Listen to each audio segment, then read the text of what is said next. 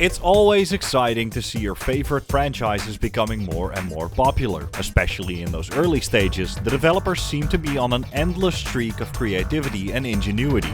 Lock and load. And there are many examples of games where the developers have spoken out about the initial sequel being miles better in every aspect, since it gave them the time and resources to iron out the flaws that first game unavoidably did have. But there is always a point in which a franchise grows so big and features so many installments, the proven path starts to become rather stale. A phenomenon we all know nowadays as franchise fatigue, which means that the developers have to come up with something new and innovative. Change is difficult, however, and the risk of straying too far from said proven path, completely losing sight of what made the original game popular in the first place, is a very real concern. Succeed in finding that sweet spot, and that new iteration will very likely become the new benchmark, not just for the series itself, but sometimes even for the entire video game industry. Mario or GTA going 3D, Call of Duty stepping from World War II into Modern Warfare, Fortnite deciding to add Battle Royale. And then there's the subject of today's video.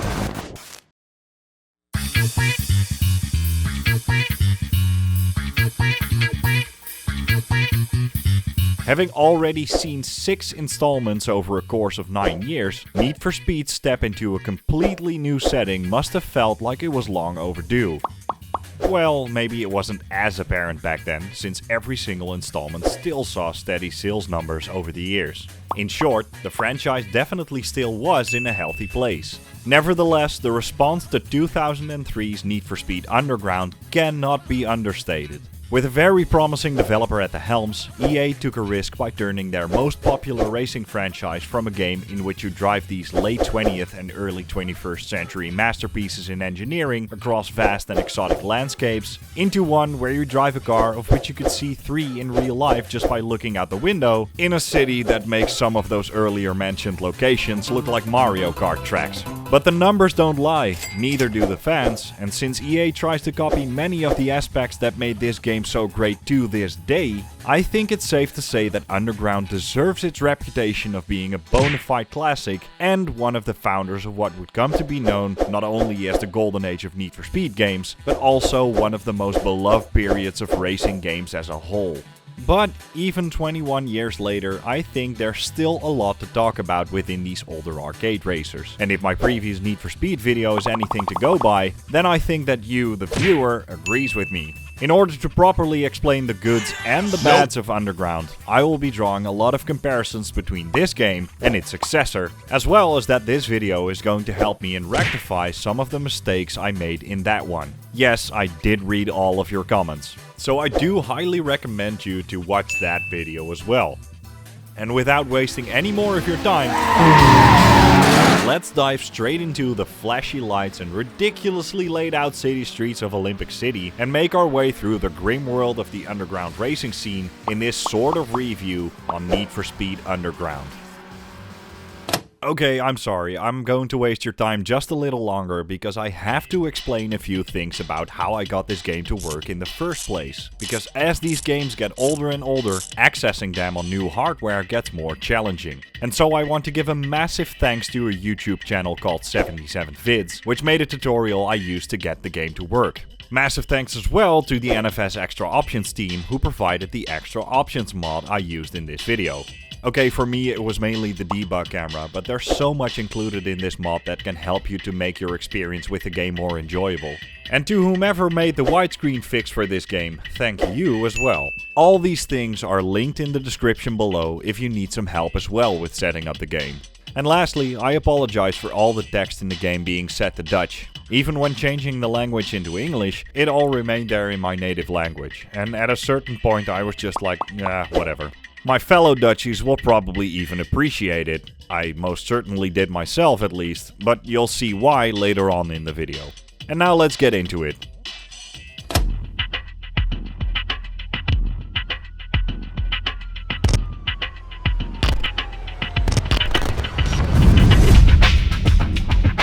When you talk about this game's success, you have to start with the people who made it all happen. the development team over at Black Box Games. Black Box had an interesting history already before working on the Need for Speed games, as it was founded in 1998 by former Radical Entertainment employees, a company nowadays known for, just to name a few, Prototype, Scarface The World Is Yours, and to keep it a bit closer to racing-centered games in the early 2000s, The Simpsons Road Rage and its sequel. The foundation of their relationship with EA was quickly made when they released their first game under this same publisher, NASCAR 2001. An okay stock car racer that didn't get that much attention from most of the critics at the time.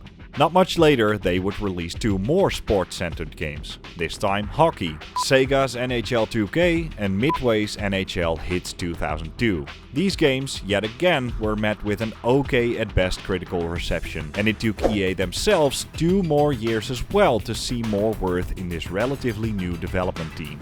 Nevertheless, they did turn things around when they were asked to work alongside EA Seattle, Need for Speed's main development studio up until that point, to work on a PS2 version of their upcoming release, Hot Pursuit 2.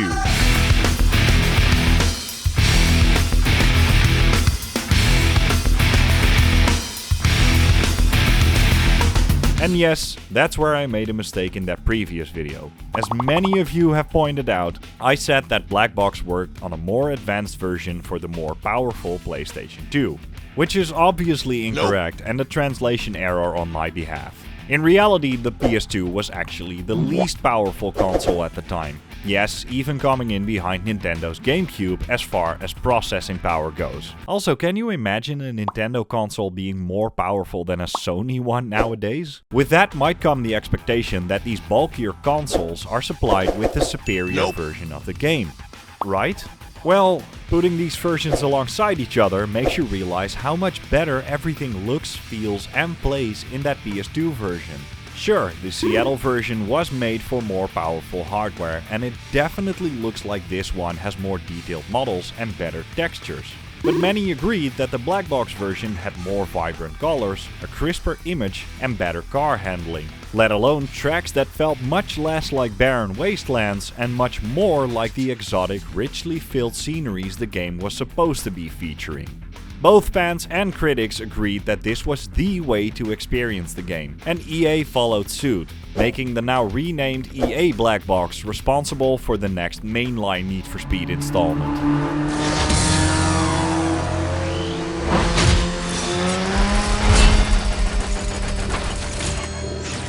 There's a lot of speculation online about why Black Box decided to take this franchise into a radical new direction. With their PS2 version of Hot Pursuit 2 being pretty impressive, it would have been a logical choice to further build on that idea, or at the very least, a racing game with a bigger focus on exotic cars and police chases.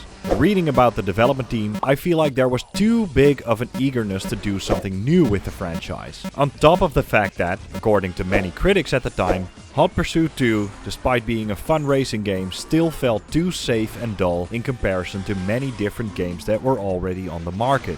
Most notably games like Project Gotham Racing, Burnout 2 and Gran Turismo 3. Also, sorry for getting sidetracked, but can we all just pause for a second and appreciate the insane amount of great games that came out around this time? It's ridiculous. Anyway, this competition made it so that Black Box basically had to do something unique in order to stand out.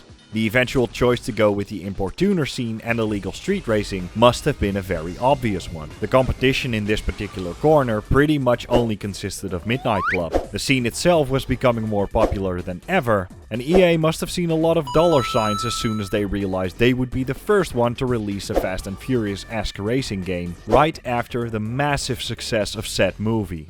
Now, I already talked a lot about the pop culture landscape circa the mid-2000s and why this was a popular pick for a setting in that previous video, so I won't go into too much detail again. But it is very interesting to look at many of the aspects outside of Fast and Furious was really popular and Your Mom's Car is Cool Now when looking at how Underground came to be.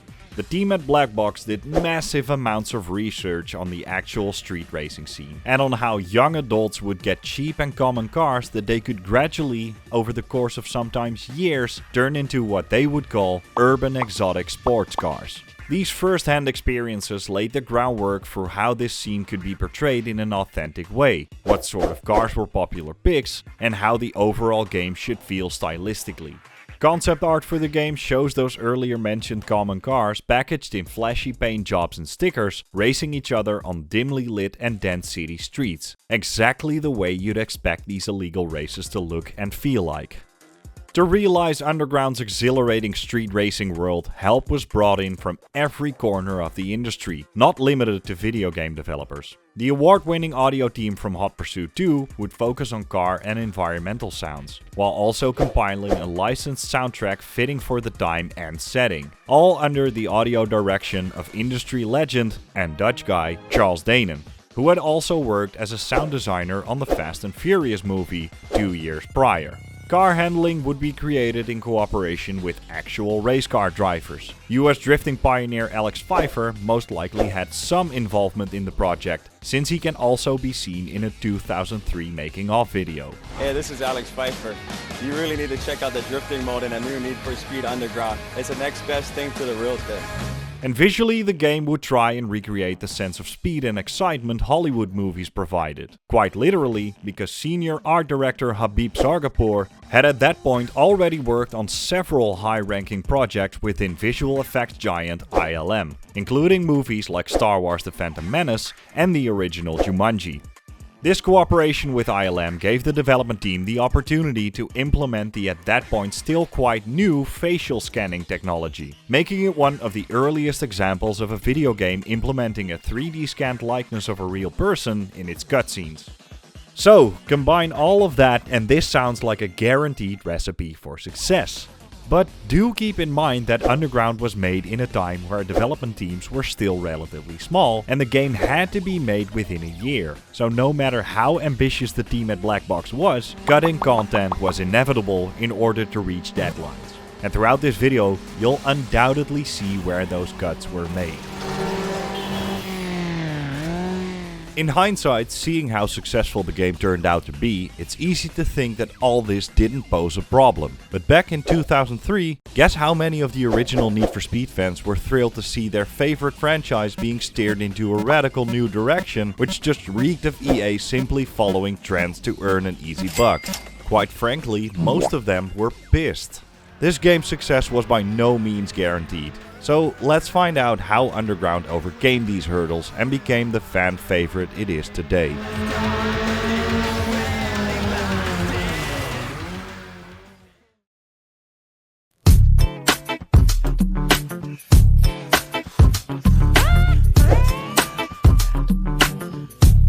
This is Olympic City, a paradise for anyone who decides to climb the ranks of its underground racing scene. It's complicated to explain how this city is laid out exactly, and you'll see why in a minute. Split up into 3 distinct districts, you will see yourself racing along a wide variety of streets, buildings and other infrastructure, which is impressive considering this game's rather small map size. The first district you'll enter is downtown. Roughly split up into 3 areas, you'll start your first race in the city center.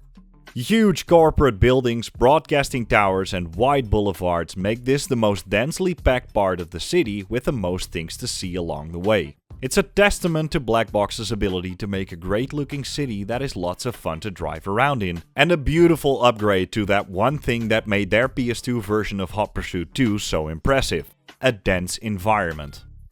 On either side of the city center you'll find Atlantica and the airport to the west and east respectively. In extension to the city center, the coastal area of Atlantica features similar skyscrapers, hotels and corporate buildings, while also being one of the few places that is positioned alongside the ocean, which is why you can find a small harbor here as well.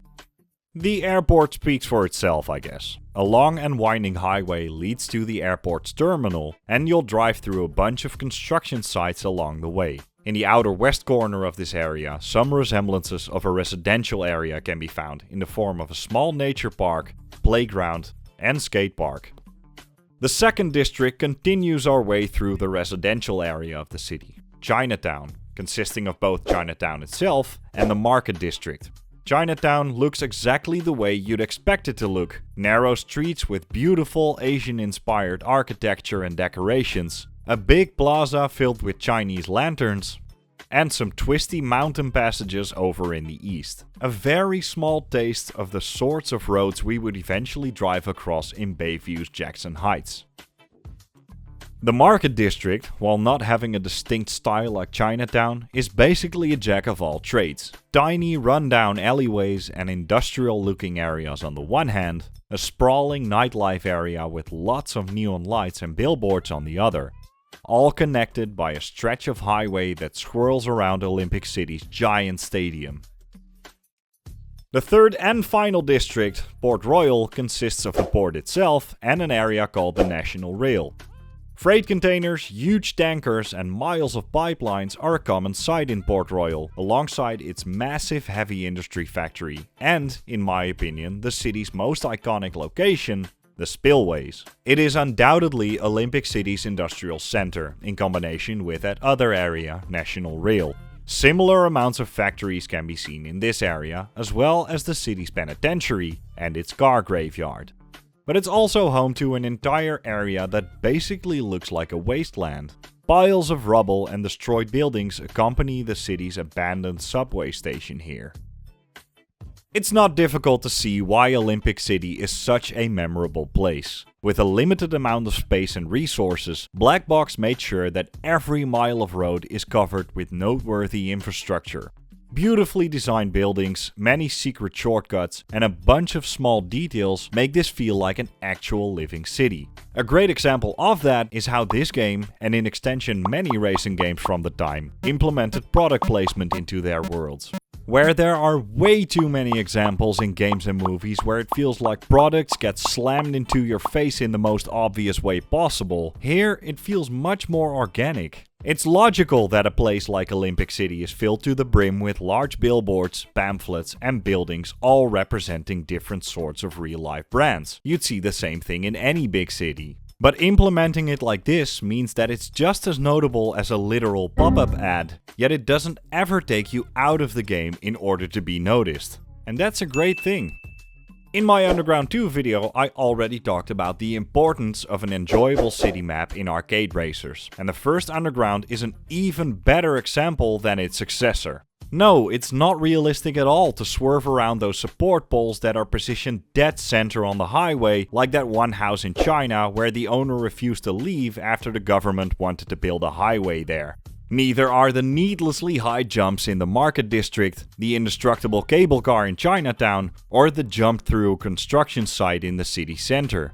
But that doesn't matter. Realism shouldn't ever be a concern in arcade racers, and I much rather want to drive from one memorable location to the next, fly across bridges and zigzag my way through a car graveyard, instead of driving in a straight line through a desert or drift through a needlessly wide corner in a burned forest.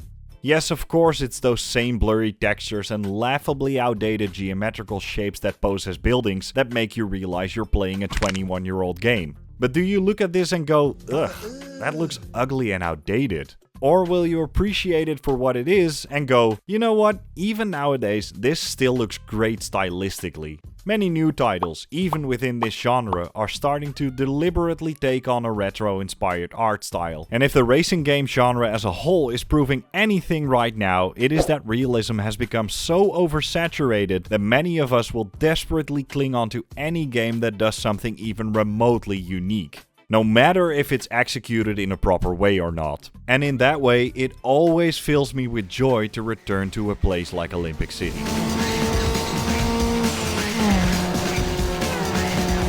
It's important to take some time to appreciate the role that sound plays in this enjoyment, because not only does Olympic City still look good, but it sounds good as well.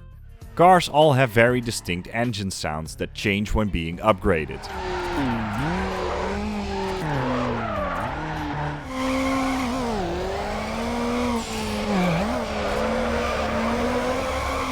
Crashing your car sounds absolutely horrifying.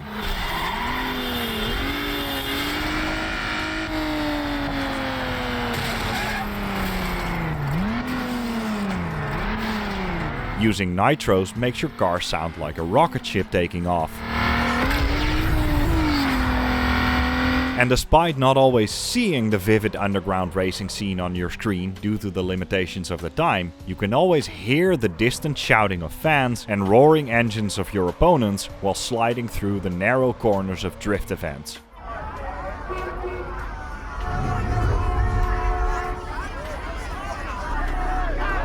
Massive props yet again to audio director Charles Danon for making all of this happen with his team. If you have some spare time on your hands, I highly recommend looking through this man's insane portfolio, stretching widely across both the video game and movie industry, even writing the official 65-page Need for Speed car recording guidebook. So yeah, this man knew what he was doing.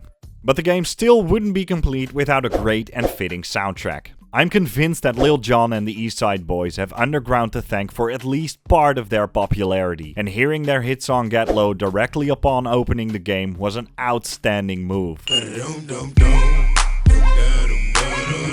But don't forget that this game features so many great songs. From specific quote-unquote Need for Speed exclusives by artists like Nate Dogg and Petey Pablo, to instant classics by artists like Rob Zombie, Junkie XL and Fluke.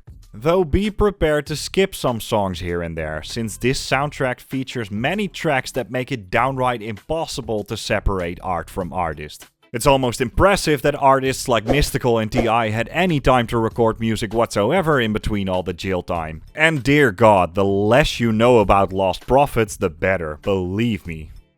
Use the time skipping these songs instead to listen to the amazing original score composed by Jim Latham, which is just an awesome mix between all the different genres you'll find within Underground soundtrack. From electronic to industrial, from rock to hip-hop. Where it does feel heavily outdated, however, is of course in its restrictions. Yes, you always have to take into account things like hardware limitations, but Olympic City has restrictions around every corner, which point much more in the direction of the earlier mentioned cutting of content in order to reach deadlines. And traces of that are found most notably in the lack of an open world and the ability to explore that world freely. We all know by now that this game's city is fully modeled. That's because the developers were planning on introducing free roam in this game. That honor would eventually go to its successor, and the closest thing you'll get here is a free run game mode, which only lets you drive freely on the already existing circuit layouts. So, are these tracks laid out in such a manner that you're able to explore every single street in the city? Great question. No, they aren't. And so while Olympic City looks like this on the map, the free run tracks will only cover these. Why this becomes an even bigger problem as far as repetitiveness goes, I'll get to that later. For now, it's obviously very disappointing to see how limited this game actually is. It makes it that much more enjoyable that the developers were able to take that step into open world racing in the next game and many other games after it.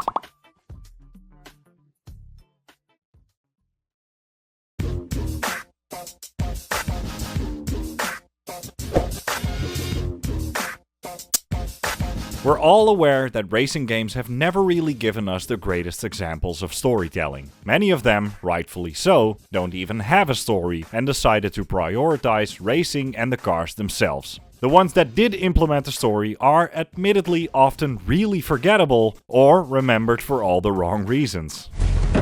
First I'm gonna take your ride, then I'm gonna take your girl. Get ready for that. Underground would be the first game in the Need for Speed franchise to try its hands on a story as well. And that story involves our nameless protagonist entering the Olympic City racing scene with the help of Samantha. Hey, loser. Alright, check it. Maybe I can help. Divided up into each specific racing discipline, they all have their own separate leaderboard. Which also means that every discipline has a sort of underboss, for lack of a better term. Not fully fleshed out characters by any means, you'll only see their picture while they do nothing more than mock you right before getting their ass handed to them. But hey, it's still better than 10 white cars without any sort of character. If the player manages to climb the leaderboards far enough, they'll eventually draw the attention of those earlier mentioned underbosses, who are all part of one and the same racing crew, the East Siders, led by this game's main protagonist and all-around douchebag, Eddie. Here's some cash, take a cab, you'll get home faster. This story is largely brought to life by some admittedly quite rough looking cutscenes in between the races. The earlier mentioned facial scanning technology made it so that actual actors and actresses would have their likeness featured in the game. In early promotional material, you could see how two of them, Cindy Johnson and Amy Waltz, who play Samantha and Melissa respectively, were brought into the game in this way. It was impressive for its time, and yet again, stylistically it still holds up, even if that's just as a nice little reminder to mid-2000s seizure-inducing camera work.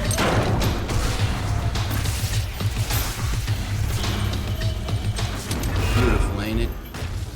The characters, mainly all your opponents and especially main rival Eddie, also perfectly resemble that sort of ego-tripping, dick-measuring contest attitude we'd all became familiar with in those earlier mentioned Fast and Furious movies. But besides its style, it is by far the most outdated part of the game. Impressive technology or not, the only reason these characters don't immediately come across as wax sculptures is because of the 240p resolution it's downscaled to. Most of these cutscenes don't last much longer than 20 seconds, in fact play all of them consecutively and you'll end up with a video lasting barely 4 minutes. The writing is about as basic as a guide on how to bake an egg, and it doesn't really involve anything resembling character development other than your usual, I'm the nameless protagonist who'll beat everyone in this city.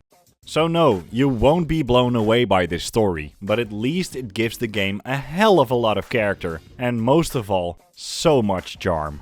I gave them the edge, and they blew it. You think you're better? Prove it. And maybe I'll help you out.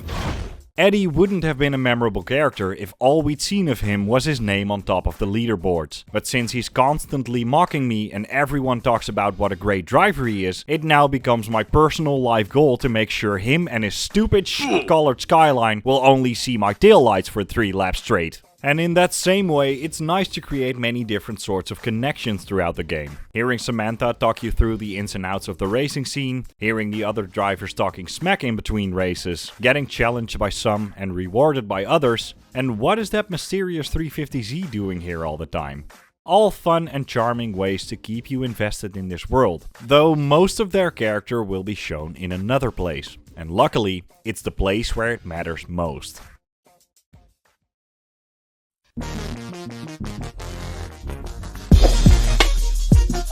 In 2003, racing games had already established that they could function not just as a fun driving experience, but also as a digital museum for automobiles. Seeing how Gran Turismo 2 had already featured 650 cars 4 years prior, it will initially seem pretty underwhelming to be greeted by just 20 in Underground. The selection isn't bad, and it does feature a bunch of fan favorites. From the R34 Skyline and Mitsubishi Eclipse to the always reliable 206 and the Mark IV Golf. I'll even give it some extra credit over its successor for including the S2000 and Integra Type R, since they should have been featured in that game as well. Underground even has some cars which have never returned to the franchise afterwards. Personally, I'm not that excited about my one and only chance within Need for Speed to drive a Dodge Neon, but that gets rectified by the fact that it also has the Lancer Sedia and that wonderfully silly bug-eyed Impreza. But that awful word restrictions is still the first word that comes to mind when talking about the car roster, since that number of 20 cars in total is ridiculously low. Yes, of course it includes some of the coolest cars that were on the market 21 years ago, but they're also in large part the same ones as in Underground 2, which includes more cars in total, a wider variety of brands, and both muscle cars and SUVs. With the benefit of hindsight, that is of course a huge plus for its sequel. There's quite a lot of fun and challenge involved in deciding how to finish this game. It is yet another game where you could finish it with that same car you started it in. Again, the limited amount of vehicles to choose from make the handling models not feel that different between early and late stage cars. And that distinction between front wheel, rear wheel and four wheel drive cars in Underground 2 seems much more varied than I initially gave it credit for in hindsight. On the positive side, it does automatically make your starter car feel more capable of finishing the job. And in addition, if you've grown fond over the old Rust Bucket, there's not even going to be a second car since Underground limits you to only one car at a time. But from a more negative perspective, this of course immediately terminates the possibility to create an impressive fleet of machines at the end of the game. And unfortunately, getting a new car somewhere along the way is pretty much a must. Because despite cars not changing that much as far as handling goes, the later stage cars will have ever so slightly better statistics. And in this game, you're going to want to take every sort of advantage you can get. The game might not be the most difficult to ever be released, but try to beat a late stage S2000 with your Ford Focus and you'll understand why this is a much bigger challenge. And speaking of challenge, I think that most of the game's challenge and excitement comes from the fact that even though the cars are very grippy, you'll never feel like you're entirely in control, especially when the cars get faster. This has everything to do with the game's physics and how those react to the environment. I admit that this can lead to some seriously ridiculous situations.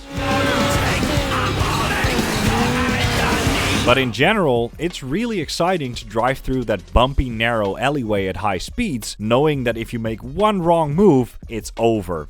Way too many racing games feel too safe because the cars will always stay controllable, even in situations that are normally completely uncontrollable. But in Underground, when you don't position your car in the right way before a jump, when you accidentally hit incoming traffic, or when you don't pay enough attention to your opponents, you'll be reaching for that restart button instead of the handbrake. It can be as frustrating as it can be rewarding, but that risk-reward of trying to find the absolute boundary of the game's physics might be the most exciting thing the game has to offer. However, in many ways this game still is a more simplified, even more arcadey version of what would be released after it. From a gameplay perspective, that might sound like something negative, but a more simplified game also means that it has a much more pick up and play feel to it. Anytime you start up the game, you know what to expect, and so it becomes much more easy to just start the game, do a few races, and continue your day afterwards. Purely from a technical standpoint, it also has the added benefit that this handling model perfectly lends itself to the keyboard if you're playing it on PC, whereas I felt like its sequel, and basically any other Need for Speed game that came afterwards, arguably always feels much better when using a controller or steering wheel. So at the end of the day, it's all a matter of personal preference. Do you want a fun, linear arcade racer you can easily pick up at any time? Underground is your game. But if you want a bit more depth, well, no shortage of games in that department.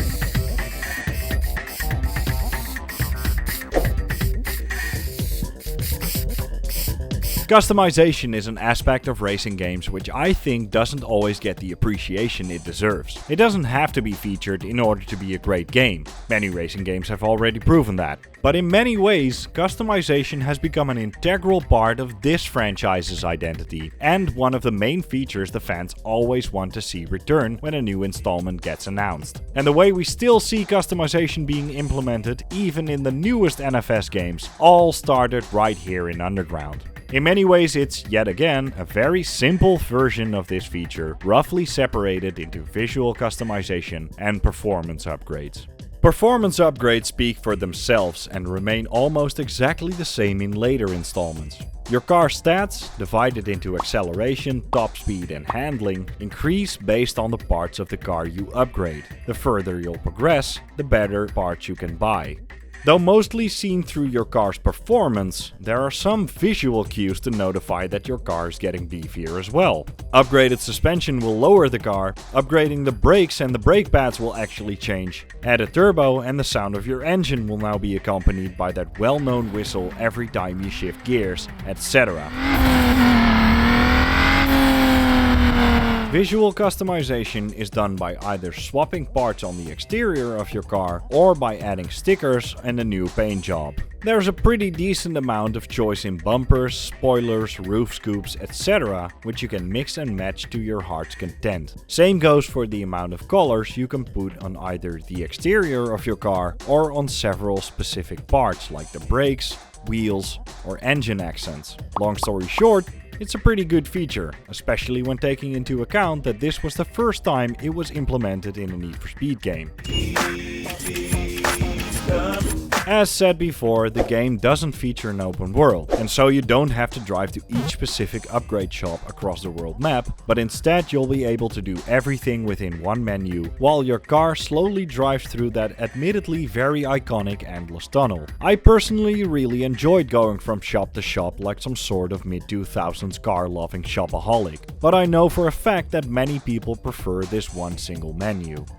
What I always thought was pretty weird about this game is the fact that because you're only able to have one car at a time, all customizations and upgrades automatically get transferred to your newly bought vehicle. It's not much more than just slightly inconvenient, and some people might even like it. Personally, it always annoyed the crap out of me. When buying a new car, I want to feel like I'm starting with an empty canvas again, and instead, this game makes me erase all the previous things I did in order to style this car in a different way.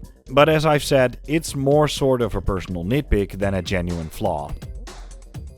Upgrading the visuals of your car sees you going through a rating system from 1 to 5 stars. Very similar to the system we'd see in Underground 2, but with some significant differences that make me feel like it's implemented much better here. That's because where you had to visually upgrade your car in Underground 2 in order to progress through the story, what with all those special events scattered across your world map that only appear once you reach a certain visual milestone, getting your car to those highest ratings in this game is completely optional. There's no need for a so-called bitch car you drop full of unnecessary shit just to get closer to the end of the game. Very convenient, of course, in a game where you can only have one car. No, you just do whatever you like. The subsequent magazine cover opportunities that play a big part in Underground 2's visual rating system are also here, but function much more as an optional achievement. No longer will you get stuck in the middle of your play session because the game tells you, hey, that car only has 4.9 stars, we'll only give you the next race if you reach 5 stars. No, in this game it's just, oh, you reached 4 stars? Great job, have another magazine. And so there are quite a lot of things to like about this game's customization feature, though I'd be crazy to say that it's better than its sequel. Yes, that visual rating system in Underground 2 can be annoying, and it's a huge plus that it feels more optional in this game. But in comparison, that game lets you have more than one car, a more in-depth performance tweaking system. Those shops I personally hold so dearly, and just by the sheer amount of choice in what to put in and on your car, Underground 2 is just miles ahead.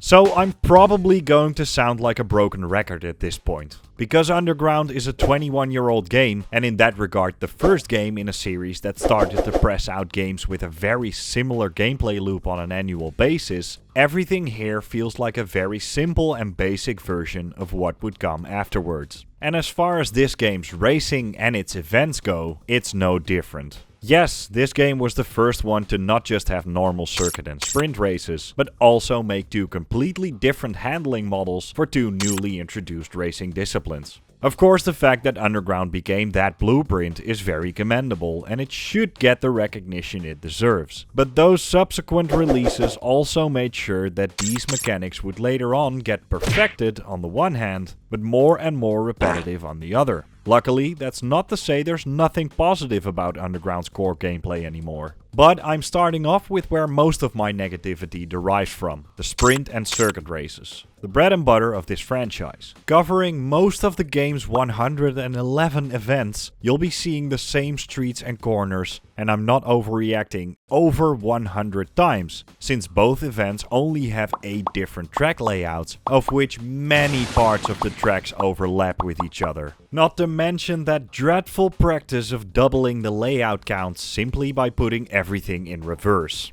Sprint can be somewhat forgiven in this regard, since it's just point-to-point racing and it doesn't take up as much time. But just past the halfway mark of the game, you'll be greeted by the one thing that makes doom scrolling through TikTok for 6 hours straight feel like the most productive thing ever. Just when you think that the game will slowly work towards the end credits, it will hit you with the most excruciatingly repetitive races that can slog on for up to 20 minutes. Let alone that any small fuck up in the final corner can be a fatal one-way ticket toward the restart button. I have had entire days in which I would be stuck on just one single race, feeling my brain rot away in real time while entire architecture classes would come into my room, mistaking my bent back for the triumphal arch of the Florentine. Fuck these races. And yes, there are still some slight variations to these races, like time trials and lap knockouts, which are better than the normal variants of the races. Time trials will always give you a unique upgrade after finishing them, and lap knockouts will never have more than 3 laps, simply because that's the amount of laps you need to knock out all your opponents. All the things I have to say about the drift events are pretty much exactly the same as in Underground 2. It's a nice and fun little distraction that always comes right when you need it in between those fucking horrible circuit races. Cars feel a bit heavier here than in its sequel, which makes me believe you have a bit more control over them. Apart from that, this game mode is still way too easy, and you'll always find yourself right on top of the scoreboard with almost double the amount of points of the number 2. As an added benefit for myself, this is the game mode where I became so glad the language was set to Dutch. If the entire atmosphere of the game didn't already remind me of the corniness of the mid-2000s, then words like supervreed and baggervet definitely did. Some tiny examples of these games' short development times can be found in this race event as well. Because if these tracks look familiar to you, that might be because you've also seen them in Underground 2's drift and street cross events. As some of you might know, drag was my least favorite event in Underground 2. Many of the things I didn't like about it are also present in this game. Mainly that winning these events often comes down to being lucky. Opponents are ridiculously fast in this game mode, and you'll see yourself restarting over and over again because those stupid rubber banding AIs will be blasted towards the finish line at speeds you can only dream of. Of course, there are some tactics behind it which can make the game mode a lot of fun. Shifting gears perfectly gives you a much bigger chance of winning the race, and this system worked better for me here than it did in Underground 2. Drafting behind opponents is very effective as well, and makes for some of the most beautiful overtaking maneuvers in the game. Problem is, many times your opponents speed away too fast in order for you to draft behind them, and any sort of tactic at that point gets thrown right out of the window. Just like when that stupid lane changing system decides to stop working. Just like when incoming traffic decides to come out of nowhere. But the dumbest thing in my opinion is that long before you were able to win the race in a skillful manner, your opponents have already crashed out ages ago, and you will have won the race simply because you're the only one left. I do want to give this game mode some extra credit though, because the track layouts are, for me personally, the biggest reason why I like this game mode much more in this game. Jumping over a train, seeing everyone crash into the side of a building, or struggling to realize what the hell is going on while bumping over these roads is stupid, but in the most fun way possible. Every race type will be driven in what is called a tournament, where you'll have to score enough points across several consecutive races in order to win, but in short, that just means you'll be doing a lot of the same throughout this game, with very little variety in between. With no open world, no sectioned off races like in URL, no street cross, no SUV races, no outrun events, no special events, and not enough variety in track layouts, tedium will set in sooner rather than later. The only reason why you probably will replay a lot of races is because the rubber banding in the late stages of the game, even on the lowest difficulty, is by far the most atrocious of any racing game I've ever played. Cars will be going so ridiculously fast that the game's physics can only compensate by giving these cars a bunch of extra grip in the corners, i.e. they're cheating. The game doesn't even try to hide it at all. You'll see this happen right in front of you, and those small puffs of smoke right before a corner will start to feel like an out-of-place magic trick. Now you see your opponent, now he's gone. And I know what some of you guys are going to say in the comments. Oh, it's just a skill issue, dude. Get good. Well, first of all, I asked my mom and she said it wasn't a skill issue because I'm the bestest. And second of all, I challenge you right now to finish race number 101 against that fucking S2000 on the highest difficulty in a 7-lap race without crying afterwards. Having a challenge in a racing game is great. But when the opponents play the game so incredibly dirty, there isn't even a challenge to speak of.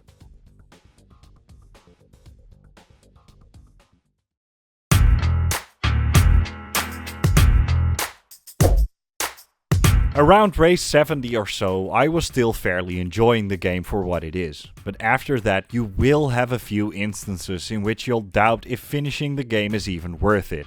Well, despite the ridiculous difficulty spikes, I think you should.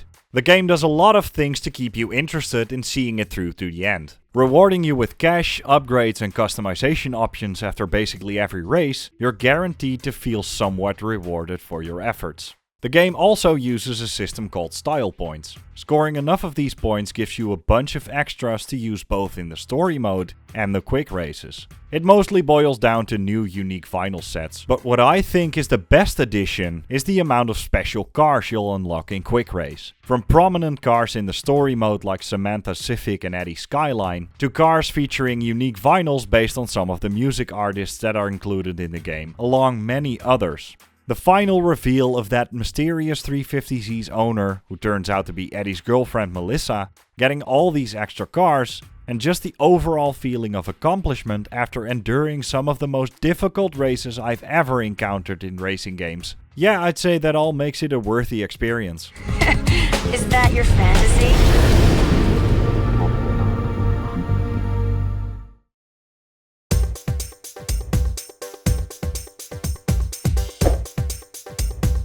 Throughout my entire time with Need for Speed Underground, I kept trying to put myself in the shoes of someone back in 2003. When this game released, it was one of the most unique experiences within the genre up until that point. And honestly, you can still feel that throughout the entire game. Underground is a great arcade racer that beautifully summarizes the importuner scene of the mid-2000s in a neat and compact package, giving you at the very least around 5 hours of enjoyment. Olympic City might be one of the most entertaining cities of any racing game, with its ridiculous twists and turns and interesting landmarks around every corner. It's definitely a shame that you're not free to explore this city freely, and you're bound to set tracks that will very easily become way too repetitive. Sure, everything in this game probably felt new and exciting 21 years ago, but unfortunately, nowadays, restrictions and repetitiveness are some of the words that immediately come to mind when I think about Underground. And this feeling gets amplified when reading about all the cut content and what this game could have been in retrospect. A very limited amount of track layouts, cars to choose from, customization options and event types makes this game fun and easy to pick up, but also not worth it to spend a huge amount of time in. Which is exactly what you'll do, because with the game's rubber banding AI and subsequent difficulty spikes, you're going to find yourself restarting events over and over in order to reach the eventual end credits. Despite its flaws, I still have so much appreciation for this game. I was very surprised to see that many of the things I love about Underground 2, which still is my favorite game in the franchise, were already present in its predecessor. Handling in this game is still great, the city still looks beautiful and is initially a lot of fun to drive through. The game has so much character because of the story and those janky CGI cutscenes, and it will always be the first game and blueprint for a long list of games that I still consider some of the best racing games ever. I guess you could say that I really appreciate Underground for everything that it's done, while also appreciating that its follow-ups added so much needed variety and content to the basis that was laid here. If you're still able to get your hands on this game, which gets more and more difficult by the year, I am convinced that you're going to have a great time with it. Except for 6-lap circuit races, f those. Thanks for watching. As always, I hope you enjoyed this video. Let's hope the algorithm pushes this video just as far as the previous one, because it has been so much fun to get into contact with you guys and reading your comments about experiences with these games and seeing that people enjoyed the video just as much as I enjoyed making it. It was just really cool overall. So thank you so much, and thanks for watching this one as well. Of course, I'm going to continue reviewing Need for Speed games, but keep in mind that I also review other stuff on this channel. Most recently Warhammer 40k Space Marine 2 and Battlefield 1. So consider watching those ones as well if you're interested, and please consider subscribing to my channel. For now, I just hope you enjoyed, and I'll see you in the next video. Bye!